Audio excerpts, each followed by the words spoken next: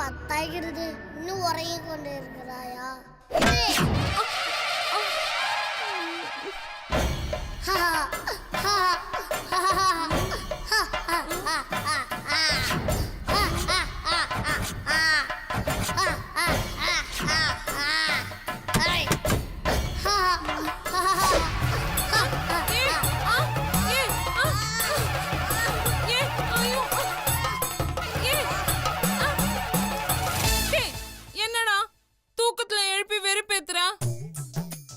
Fancy dress காம்படிஷனுக்கு போடுற ட்ரெஸ்ஸ பகலெல்லாம் போட்டு காட்ட மாட்டியா? என்னது ஃபேன்சி ட்ரெஸ் காம்படிஷனா? என்ன வளர்கிறாய்? நான் யமதர்மன். டேய், உனக்கு இந்த வேஷம் சூப்பரா தாண்டா இருக்கு. காலையில என்கிட்ட இந்த கெட்டப் போட்டு காமிச்சிருந்தீனா நான் உனக்கு திருஷ்டி சுத்தி இருப்பேன், உன் கூட செல்ஃபி எல்லாம் எடுத்திருப்பேன். ஆனா எனக்கு இப்ப தூக்கம் வருதுடா. ஏய் கிழவி, என்ன பிதற்றுகிறாய்? நான் யமதர்மன் வந்திருக்கேன். டேய், டயலாக் கூட சூப்பரா பேசுறாடா. நீ தான் இந்த காம்படிஷன்ல ஃபர்ஸ்ட் பிரைஸ தட்டி பறிக்க போற. என்னது தட்டி பறிப்பதா? இப்போ உன் உயிரை நான் தான் தட்டி பறிக்க போகிறேன். அதற்காக தான் வந்திருக்கேன். என்னடா டயலாக்லாம் பெருசா எழுதி கொடுத்துருக்காங்களா? காலையில பேசிக்கலாம் கண்ணு. யமதர்மன் கிட்டே ஏட்டுக்கு போட்டியாக பேசுகிறாயா? ஏன்டா இப்படி நடிப்பு நமச்செல்லாம் மாறிட்டேன்? இது நடிப்பு நமச்சலாம்? ஏ கிழவி, நான் நிஜமான யமதர்ம ராஜா.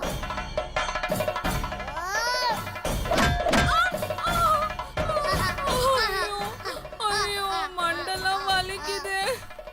தெரிகிறதா? என் கையில் உள்ளது நிஜமான கடாயுதம்.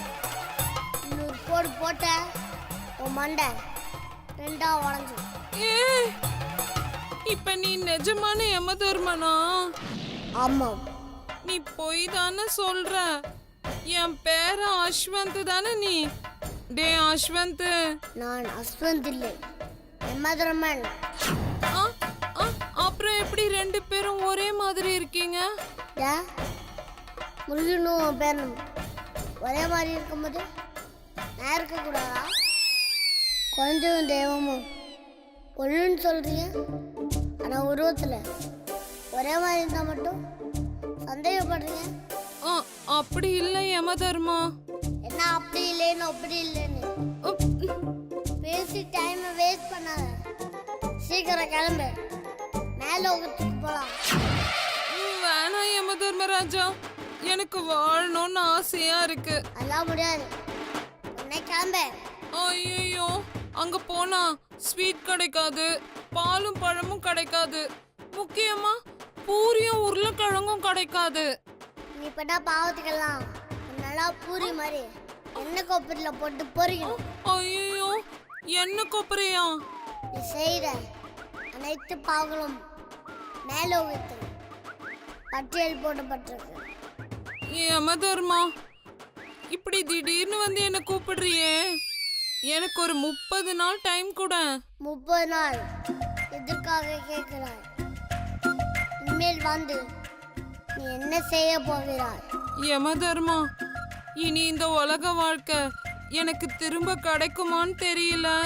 அதனால இந்த TV, serial, cinema, shopping mall, flight, train, கப்பல் இது எல்லாத்துலயும் போயிட்டு நான் ஒரு வாட்டி பார்த்துட்டு இந்த உலகத்தையே சுத்திட்டு அப்புறமா வந்துடுறேன். அதுக்கு கொஞ்சம் டைம் கூட. உன்னை பார்த்தால் பாவமாத்தான் இருக்கிறது.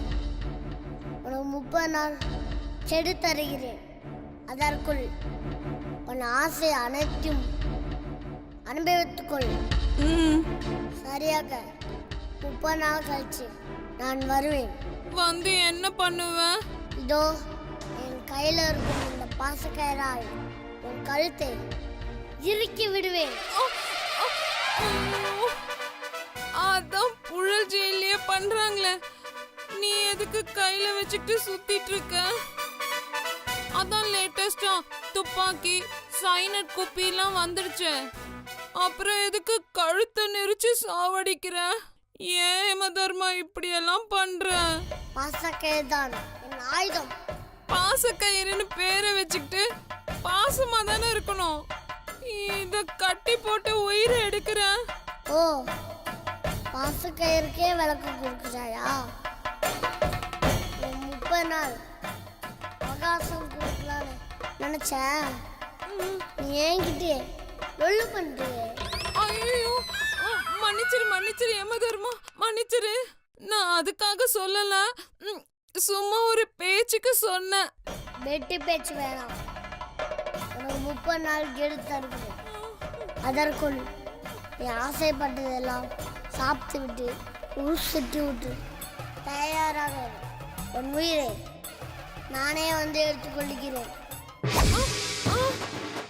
ஐயோ, எங்க காணோம்? ஐயோ, அஸ்வந்த் சீக்கிரம் வாடா. பாட்டி ஏன் இப்படி கத்திக்கிட்டு இருக்க? இப்போ யமதர்மராஜா வந்து என்ன மிரட்டிட்டு போனாருடா. என்னது யமதர்மனா? பாட்டி, நீ கனவு கண்டிருக்க, அது உனக்கு தெரியலையா? கனவா? ஆமா பாட்டி, டைமை பாரு, 1 மணி ஆகுது. தூங்குறதுக்கு முன்னாடி என்ன பண்ண பார்த்த? அதிசய பிறவிடா, ரஜினி படம். அதான் நைட்ல டிவி சீரியல், யம படம், பேய் படம்னு பார்த்தா இப்படிதான் ஆகும். அப்படியா? ஆமா பாட்டி, வயசான காலத்துல பகவத்கீதை படிச்சோமா, பழைய சோறு சாப்பிட்டோமான்னு கம்முன்னு இருக்கணும். அதை விட்டுட்டு யமதர்ம படம் தான் நீ பார்த்தேன்னு வை, கனவுல யமதான் வருவான். நீ பிபி அதிகமாய் தூக்கத்திலே போனாலும் போயிடுவேன். ஐயோ டேய், நான் இனிமே டிவியும் பார்க்க மாட்டேன். சரி ஒழுங்கா படுத்து தூங்க, நான் வரேன். டேய் என்ன பாட்டி? பயமா இருக்குதுடா. இன்னைக்கு ஒரு நாள் மட்டும் நீ என் கூட படுத்துக்கிறியா? சரி படுத்துக்கிறேன். ஆனா காலைல நான் ஸ்கூலுக்கு போக மாட்டேன். டீல் ஓகேவா? ஓகேடா, எனக்கு என் உயிர் தாண்டா முக்கியம். வாடா, வந்து படுத்துக்கோ. யமதர்மா, உன் உதவியால நான் நாளைக்கு ஸ்கூல்ல கட்டடிக்க போறேன். ஏய், என்னடா யோசிக்கிற? வாடா தூங்கலாம். சரி படு.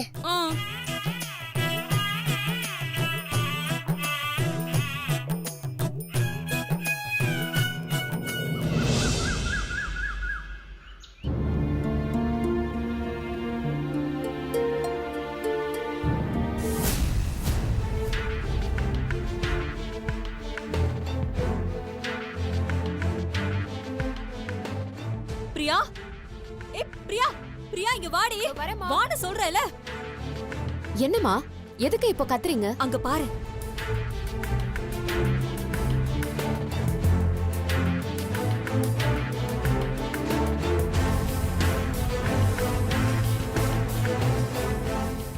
என்ன தேவி இது? இவ்ளோ பெரிய சூட்கேஸ்?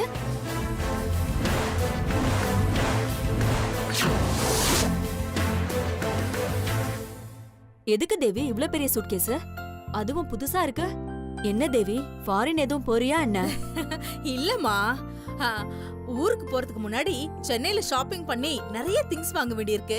அதுக்கு தான் இந்த சூட்கேஸ். ஓ, இல்லையே, ஷாப்பிங் போறதுக்கு பேக் வாங்கிட்டு வந்த மாதிரி தெரியலையே.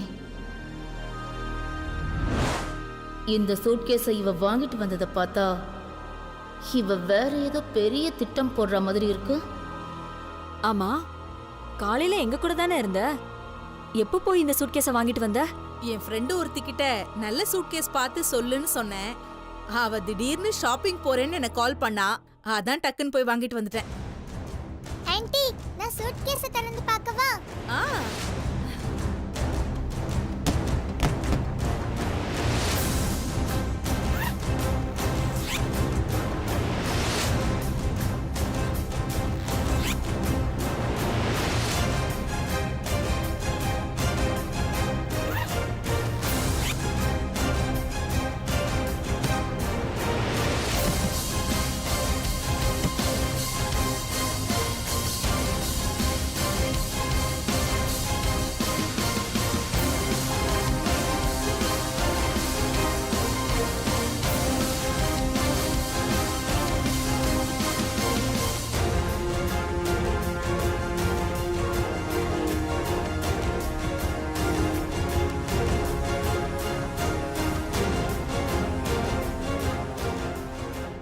ஐயோ, ஒருவேளை குழந்தைய கொண்டு சூட்கேஸ்ல அடைச்சு வச்சு எடுத்துட்டு போகதா பிளான் பண்ணிருக்காளோ? என்னடி பாக்குற? நான் எதுக்கு இவ்ளோ பெரிய சூட்கேஸ் கொண்டு வந்திருக்கேன்னு மோப்பம் பிடிச்சிட்ட போல இருக்கு.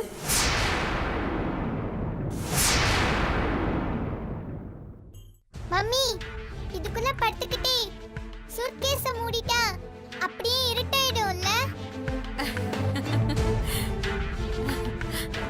இதுலயே நல்லா கண்ணாமூச்சி விளையாடலாம் போல இருக்கே. நிச்சயமா இவ குழந்தைக்கு ஆபத்து ஏற்படுத்துற மாதிரி தான் ஏதோ ஒரு பெரிய பிளான் போட்டு வச்சிருக்கா.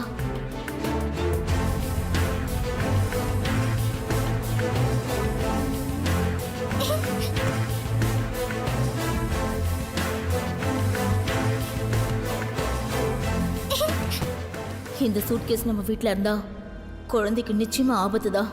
இதை எப்படியாவது நான் தூக்கி போட்டுணுமே. அஞ்சலி போதும், வெளியே வா. எந்திரி. மம்மி ஒரு நிமிஷம் மம்மி, இதோ வந்துடுறேன். வேண்டாம் அஞ்சலி, சொல்றத கேளு. மேல ஏதாவது குத்திர போகுது. எழுந்திரி. எந்திரடி, எந்திரடி முதல்ல. எழுந்துறேன்றல.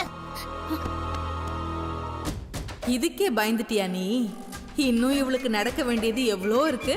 அவளுக்காக தான் இந்த சூட்கேஸே. உள்ள பெட் மாதிரி நல்லா இருந்துச்சுமா. ஆன்ட்டி கரெக்டான சைஸ் பார்த்து வாங்கிட்டு வந்திருக்காங்க.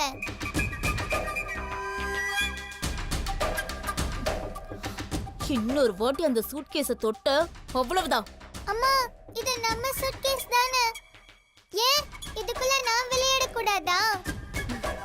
இது பக்கத்துலயே நீ வரக்கூடாது. போ, போய் ஹோம்வொர்க் பண்ணு போ. மா இந்த சூட்கேஸ் எனக்கு ரொம்ப பிடிச்சிருக்குமா. நான் இதை எடுத்துட்டு போய் ரூம்ல விளையாடட்டா? அஞ்சலி, அம்மா தான் இவ்வளவு சொல்றாங்கல்ல, அவங்க பேச்சு கேட்க மாட்டியா நீ? அதுவும் உனக்கு எக்ஸாம் இருக்குல்ல, போய் படி, புக் எடு. அஞ்சலி, சூட்கேஸ்குள்ளெல்லாம் இப்படி விளையாடக்கூடாதுமா. அப்புறம் உடஞ்சு போச்சுன்னா ஆன்ட்டிக்கு தானே நஷ்டம். அம்மா, இவகிட்ட போய் ஏமா விளக்கலாம் சொல்லிட்டு இருக்கீங்க? ஏய், இந்த சூட்கேஸ்ல எல்லாம் விளையாடக்கூடாது. போய் படி போ. போ. ஆன்ட்டி அப்புறமா எனக்கு இந்த சூட்கேஸை தாங்க, நாம விளையாடலாம்.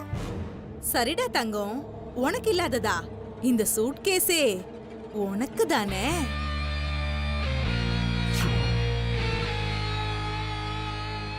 Thank you anti. நான் போய் சீக்கிரம் ஹோம்வொர்க் முடிச்சிட்டு வந்துடுறேன். நம்ம சூட்கேஸ்க்குள்ள விளையாடலாம். சரிடா தங்கம், கண்டிப்பா. Okay aunty.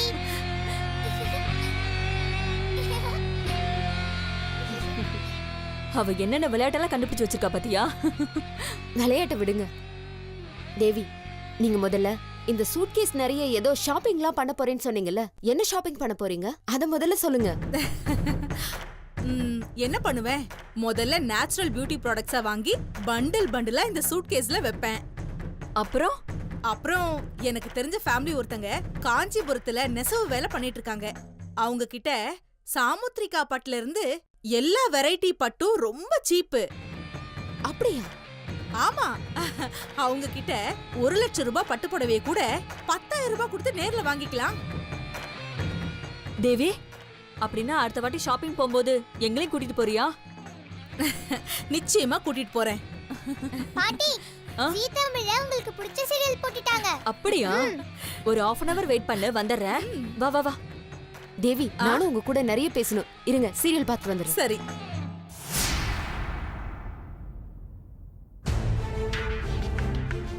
என்ன அப்படி பாக்குற? என்னடி பண்ணிட்டு இருக்க நீ? உன் பாசமான பொண்ணுதான் பொட்டிக்குள்ள படுத்து டெமோ காமிச்சிட்டால. இதுக்கு மேலையும் அவளை நான் என்ன பண்ண போறேன்னு உனக்கு விளக்கமா சொல்லணுமா?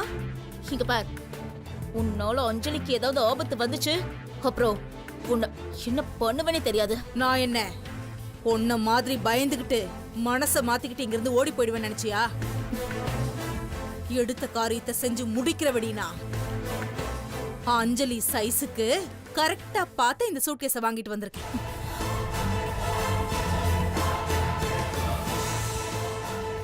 நாளைக்கு காலையில இந்த சூட்கேஸ்க்கு வேலை காத்துக்கிட்டு இருக்கு. இந்த பெட்டியும் என் கூட தான் இருக்கும், அஞ்சலியும் இதுக்குள்ளதான் இருப்பா. உன்னால முடிஞ்சதை பார்த்துப்பேன்.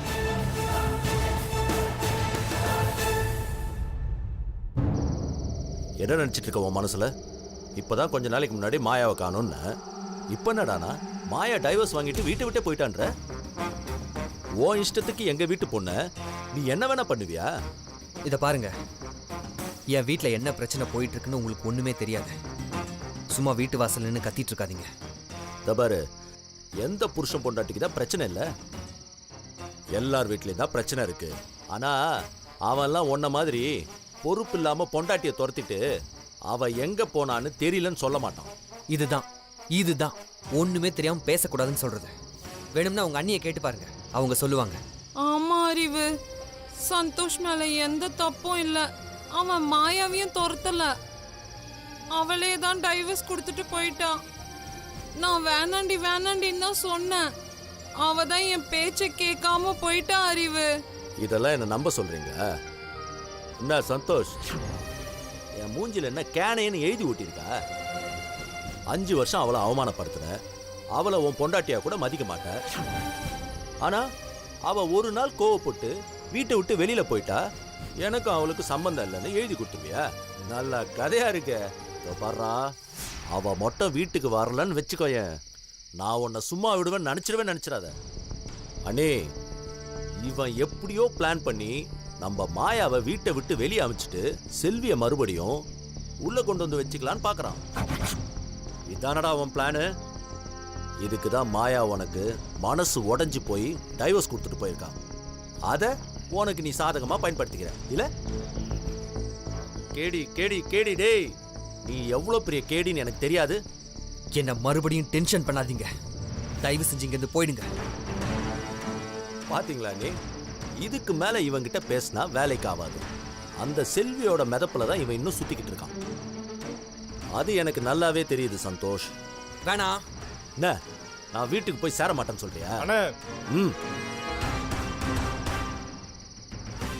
ஐயோ அறிவு, வேணாம் அறிவு, சண்டெல்லாம் போடாதீங்க. டேய், நீ தான் பெரிய பிசினஸ் பிஸ்தாவாச்சே. உன் இன்ஃப்ளூயன்ஸை யூஸ் பண்ணி இன்னும் 24 ஹவர்ஸ்ல மாயா வீட்டுக்கு கொண்டு வா பாப்போம். இல்ல உன் ஆபீஸ் ஃபேக்டரின்னு ஒரு இடம் விடாம உன் மானத்தை வாங்கிடுவேன். பாக்குறியா? இப்ப நீங்க இங்க இருந்து போகல, இன்னும் ஒரே நிமிஷத்துல போலீஸ்க்கு கால் பண்ணி இங்க வர வச்சிருவேன். பாக்குறீங்களா? பார்க்கலாம்டா, பார்க்கலாம். மாயா மட்டும் திரும்ப வீட்டுக்கு வரல, உன் கதி அதோ கதிதான். என்ன மிரட்டுறீங்களா? இல்லடா, உன்னை நான் எச்சரிக்கிறேன். ஒழுங்கா மாயாவை நீ கண்டுபிடிச்சிரு, இல்ல அடுத்து நான் என்ன செய்வேன்னு எனக்கே தெரியாது. அண்ணே, மாயா வந்த உடனே கால் பண்ணி சொல்லுங்க. சரி அறிவு. சந்தோஷ், மாயா வரணும், நீ வர வைக்கிற, இல்ல இது வரைக்கும் நீ பார்க்காத அறிவழகனை நீ பாப்ப. ஜாக்கிரதை. வரனே.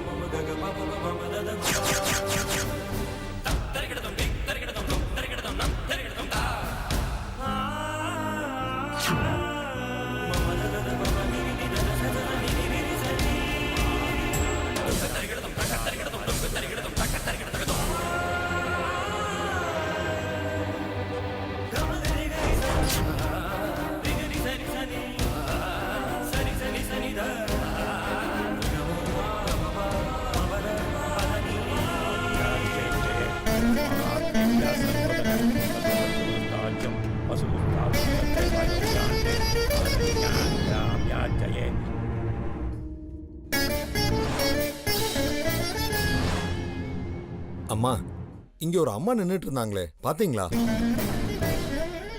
யாரையும் பார்க்கலையே சாமி. அவங்க அர்ச்சனை தட்டை கூட வாங்காம போயிட்டாங்களே. சரி, அவங்க திரும்ப வந்து எடுத்துக்கிட்டோம். சரி, நீங்க சொல்லுங்க, யார் பேருக்கு அர்ச்சனை பண்ணணும்? சந்தோஷ், மகர ராசி, திருவோண நட்சத்திரம். அஸ்வந்த், மீன ராசி, ரேவதி நட்சத்திரம். மாயா ரிஷப ராசி மிருகஸ்ரீஷ நட்சத்திரம். அந்த அம்மா இதே பேரு நட்சத்திரத்துக்கு தான் அர்ச்சனை பண்ண சொன்னாங்க. வந்து பார்த்தா ஆளை காணோமே. ஏம்மா, அவங்களும் இதே ராசி நட்சத்திரத்துக்கு சந்தோஷ் பேர்லயும் அஸ்வந்த் பேர்லயும் தான் அர்ச்சனை பண்ண சொன்னாங்க. அவங்க உங்களுக்கு தெரிஞ்சவங்களாம்மா? ஆமா சாமி, தெரிஞ்சவங்க தான். அர்ச்சனை தட்டு கூட பரவாயில்லம்மா, இந்த பத்திரத்தை என்கிட்ட கொடுத்து அம்மன் பாதத்துல வச்சு பூஜை பண்ண சொன்னாங்க. அதை கூட வாங்காம போயிட்டாங்க.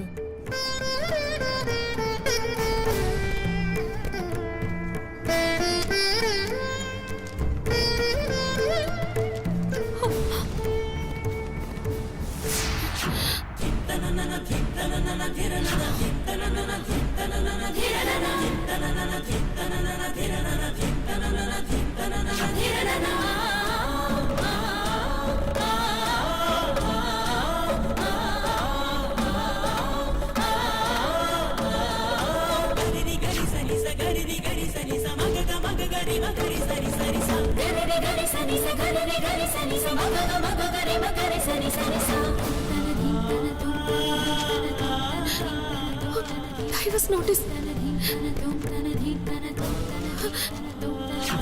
ஆனா விவாகரத்து பண்ற அளவுக்கு என்ன நடந்துச்சுன்னு தெரியலையே. ஐயோ.